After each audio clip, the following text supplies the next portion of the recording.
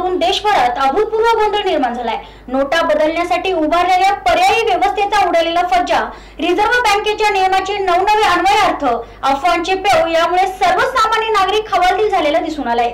सलग तिसऱ्या दिवशीही बँकांच्या बाहेर लांबलचक रांगा पाहायला मिळाल्या। 500 हजाराच्या जुन्या नोटा बदलण्यावरून देशभरात सर्वत्र गोंधळ निर्माण झालाय। सकाळी 6:30 पासूनच नागरिकांनी शाखांबाहेर गर्दी केली आहे। सुरुवातीच्या काही ग्राहकांना शाखा उघडल्यावर 15 ते 20 मिनिटात पैसे मिळाले। त्यानंतर मात्र 2 तास 3 तास रांगेत उभे राहिल्यानंतरच पैसे बदलून मिळत होते। त्यातच काही ठिकाणी ज्यांनी आदल्या दिवशी नोटा बदलून घेतल्या आहेत अशा व्यक्तींना नियमाचा दाखला देऊन नकार दिला जात होता।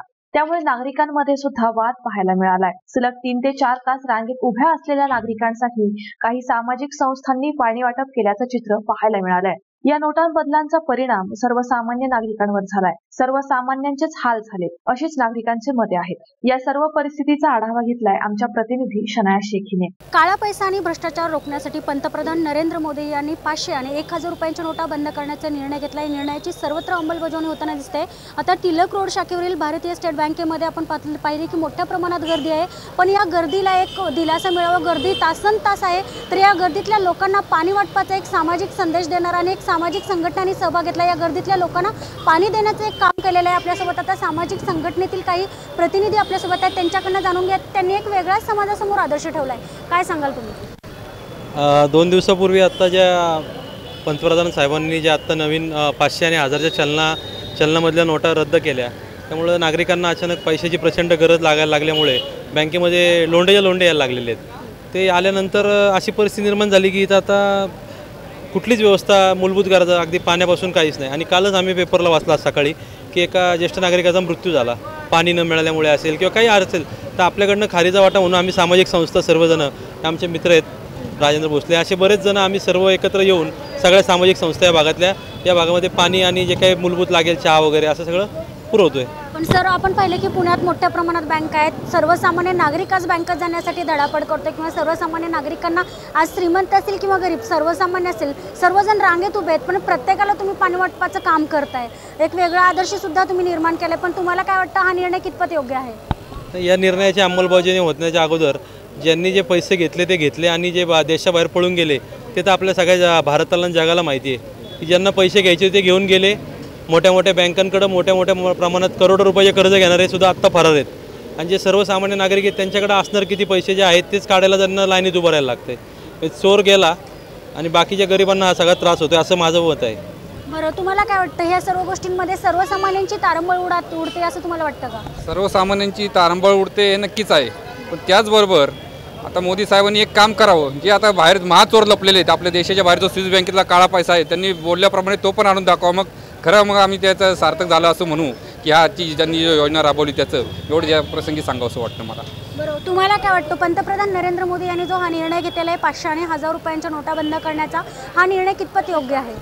खरं तर माननीय पंतप्रधानांनी घेतलेला हा निर्णय अगदी योग्य आहे आणि त्याच्यामध्ये देशामध्ये आलेला बाहेरचा काळा पैसा म्हणजे खोट्या नोटा आणि देशातला काळा पैसा या दोन्हीचं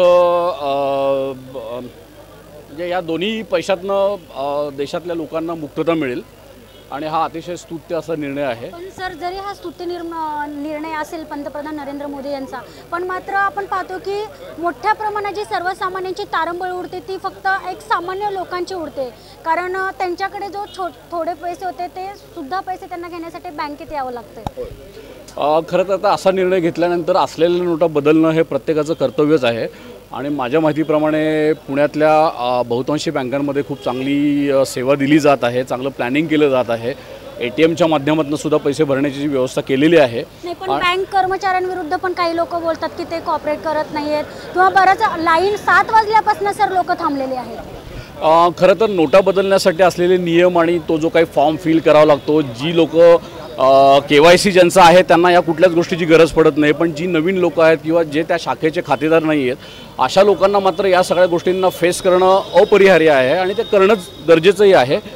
बरं सर, बऱ्याच वेळा रांगेत उभं राहिल्यानंतर तासनतास लोक रांगेत उभं राहतात। एक सामाजिक संघटनाने जो आदर्श घालून दिलाय, पाणी वाटप असेल, चहा असेल, तर त्या बाबतीत तुम्ही काय सांगाल? खरं तर सामाजिक संस्थांचं हे कार्य खूप चांगलं आहे, कारण एकूणच अनेक तास लाईनमध्ये उभं राहिल्यानंतर काही वयस्कर मंडळी किंवा समवयस्कर किंवा काही तरुणांनासुद्धा तहान लागणं हे साहजिक आहे आणि अशा लोकांना किमान पाण्याची तरी सेवा आवश्यक आहे, ती दिली जाते, ही खूप चांगली गोष्ट आहे. त्यांचं मी अभिनंदन करतो. एकंदरीतच आपण पाहिले की सर्वसामान्य जनता आज बँकांच्या समोर तासनतास उभे राहते. त्यांच्या या उभे राहण्यामुळे काही लोकांचा मृत्यूसुद्धा झालेला आहे. या सर्व गोष्टी लक्षात घेऊन सामाजिक संघटनाने एक हातभार लावलेला आहे. आता काही आपल्यासोबत प्रतिनिधी आहेत किंवा नागरिक आहेत, त्यांच्याकडनंही जाणून घेऊयात की त्यांना या संघटनांबद्दल काय वाटतं. थांबले 11 वाजल्यापासून. बरं, काय करायचं तुम्हाला त्या बँकेत? बचत करायचे. बरं, आणि तुम्हाला असं वाटतं का की जो हा निर्णय घेण्यात आला तो निर्णय योग्य आहे? दुनिया सगळ्यांना योग्य तर आपल्याला योग्य, तर काय करायचं, आम्हाला काय समजतंय हो. काय सांगाल तुम्ही? पंतप्रधान नरेंद्र मोदी यांनी 500 आणि 1000 रुपये नोटा बदलण्याचा निर्णय घेतलाय, यात सर्वसामान्यांची तारंबळ उडते असं तुम्हाला वाटतं का? हो, वाटतंय ना, खूप त्रास होते. बरं, किती वेळ झाला तुम्ही आलात? कशा प्रकारे तुम्हाला बँक कॉपरेट करते का? बँक तर चांगली कॉर्पोरेट करते, पण तर आता 1.5-2 तास झाले तिकडे उभा आहे. तुम्ही काय सांगाल?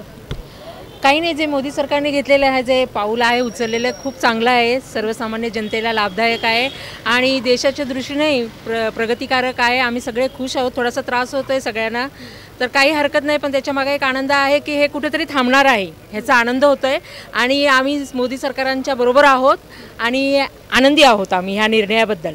बरं, आता तुम्ही किती वेळ झालं तुम्ही या बँकेच्या रांगेत उभे आहेत? आता तरी पण मी आता सकाळपासून लोक इथे थांबलेले आहेत, 7 वाजल्यापासून. मी येऊन तर 1.5-2 तास झालेले तिथे साधारण. आणि आता चाललं आहे, बँकेचंही कामकाज योग्य रीतीने चालू आहे, व्यवस्थित सपोर्ट करतायत तेही जनतेला आणि आम्ही आहे चाललेलं आहे म्हणजे कार्य. म्हणजे कोऑपरेट करत नाही बँक थोडे, म्हणजे किती पैसे निघतात, काय करतात, हे अजिबात काय समजत नाही ना. बरं, किती पैसे देतात तुम्हाला कॅश असेल? आता ते काय सांगितलं 2000 रुपये फक्त देतात असं, आणि चेंजला किती 4000 रुपये असं काहीतरी. बरं, पण या सर्व गोष्टीमुळे असं तुम्हाला वाटतं का की सर्वसामान्यांची फक्त तारंबळ उडाली आहे? हा, आता सध्या तरी असंच जाणवतंय ना, थोडं सर्वसामान्याचे तारंबळ उडते म्हणून. बरं, म्हणजे हा जो निर्णय घेण्यात आला तो निर्णय तुम्हाला कितपत योग्य वाटला?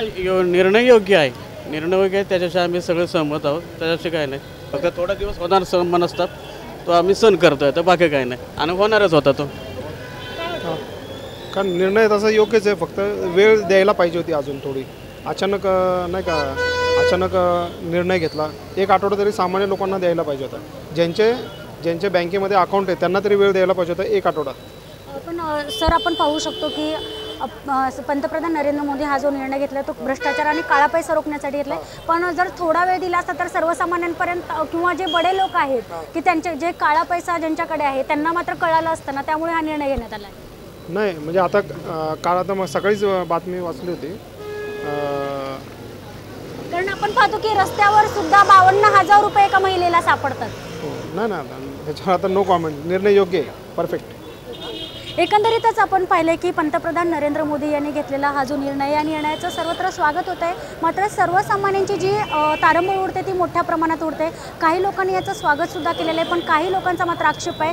थोड्या दिवसांचा अवधी देऊन या गोष्टीची कल्पना देऊन हा निर्णय घेतला असता तर आणखीन बरं झालं असतं, अशा नागरिकांच्या प्रतिक्रिया आहेत. व्हिडिओ जर्नलिस्ट सज्जाद सय्यदसह मी शनाया, पुणे प्लस.